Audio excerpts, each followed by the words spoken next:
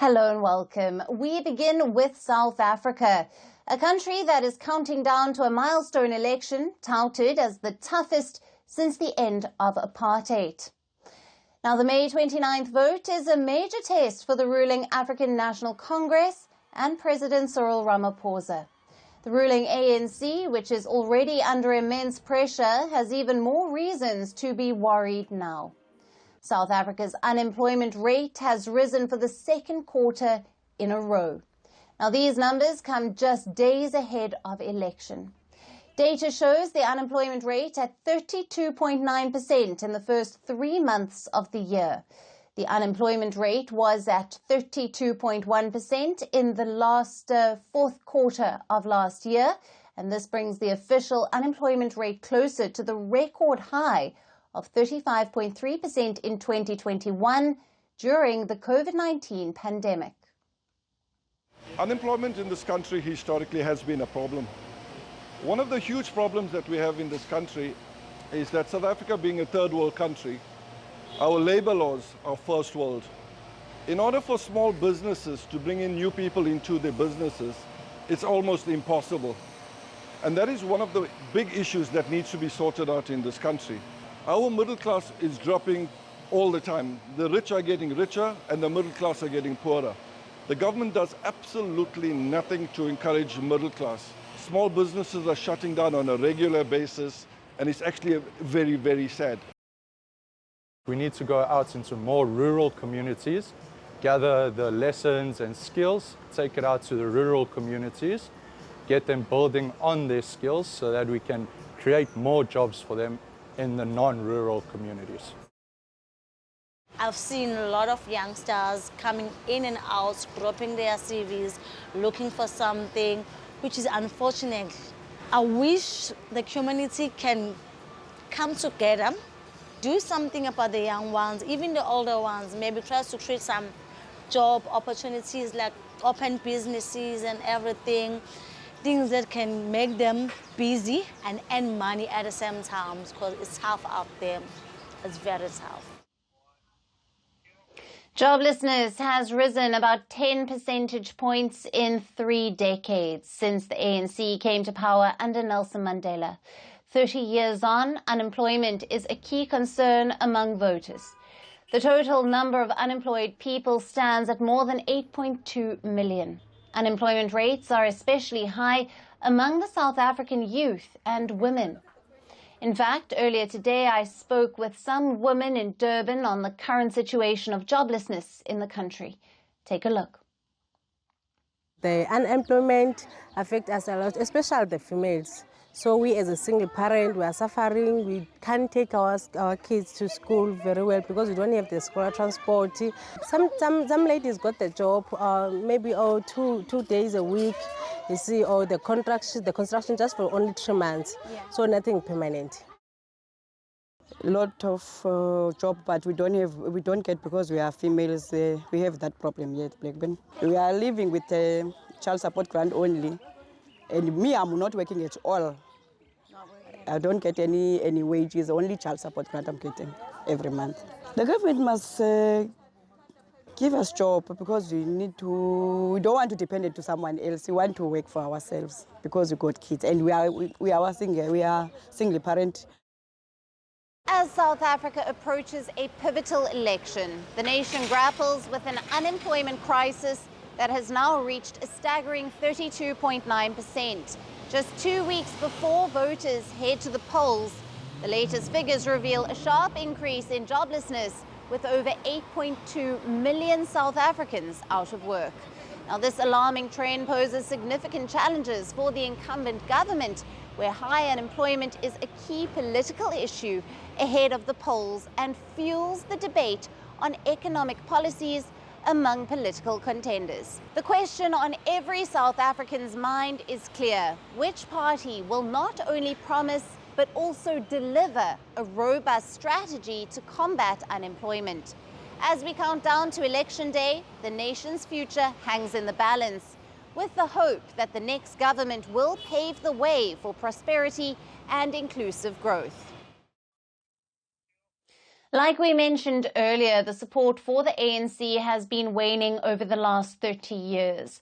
This is largely because of its failure to deliver jobs, housing, services to millions of poor, and of course, corruption. Now, several polls predict the African National Congress may dip below 50% of the vote this election. This would be a landmark moment in South African politics. If the ANC loses its majority, it would need support to form a coalition government and keep President Cyril Ramaphosa in office for a second and final 5-year term. Now, for more on this, we are being joined by Alyson Le Grange, the Acting Deputy Director General for Population and Social Statistics. Welcome to Firstpost Africa. Thank you, and welcome to the viewers. Right. Now, the unemployment rate has risen to 32.9% in the first quarter. Now, this rampant unemployment is a hot topic in the upcoming May 29th vote. Will this discouraging information have any effect on the upcoming elections?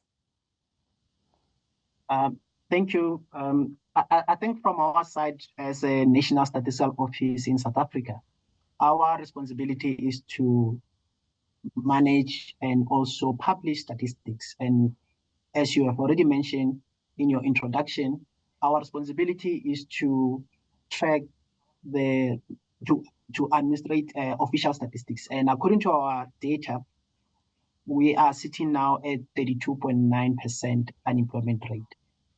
And I think from our side, we are at the point where we are sharing with the current government that is finishing its term and in preparation for the new government to give them a baseline in terms of these indicators.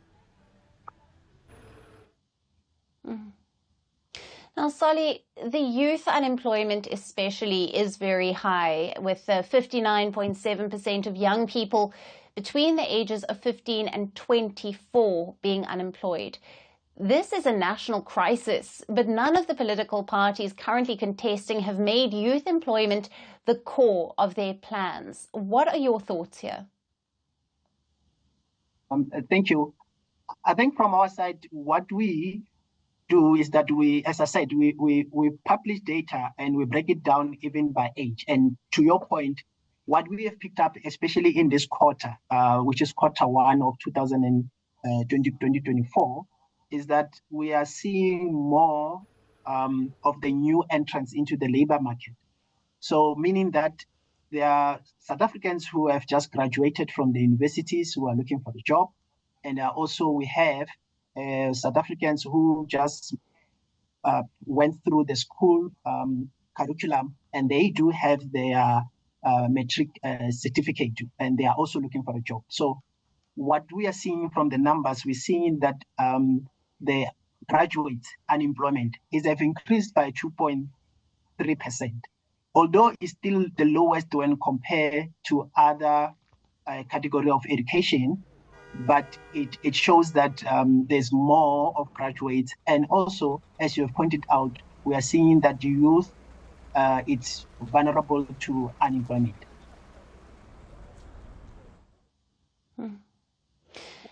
And looking at the numbers, what is causing this continuous decline in employment levels? And in your view, what needs to be done? Okay, so we do have what you call it a national development plan. So it's quite clear in terms of the indicators. If you look at and you read it, it talks to how the economy needs to grow. We were supposed to target around more than 5% in terms of growth, for us to have about 20 million or so South Africans in employment. And the current figures are showing us that the economy is growing by less by 1%. And as you pointed out, we only have 16.7 million who are employed. Although this 16.7 million, maybe let me put it in context, is that if you compare with the pre-COVID numbers, we managed to even bypass the pre-COVID numbers. But I think the manner on the rate in which we are creating jobs and the absorption rate if you look at the indicator of absorption rate, we're still not doing well. We're still only absorbing few in the labor in the market, in the employment market. So for us, I think to move to a point where we can achieve the indicators like your absorption rate has to increase, the number of unemployment has to increase, and then also different industries they has to also to absorb more South Africans into the labor market. Absolutely, Sali. Thank you very much for being with us on Firstpost Africa. All right, thank you. Firstpost reports from the world's second largest continent. Hello, I'm Alyson Le Grange. A very warm welcome from Durban, South Africa. We get you the news and the newsmakers from Africa. South Africa goes to the polls on the 29th of May. I will track the election and bring you ground reports. Is it the end of the road for the African National Congress? And will former President Jacob Zuma stage a dramatic comeback? From elections to climate change to innovations and opportunities. As the world's attention shifts, we report from Africa, the heart of the global South. Join me every weekday live on Firstpost.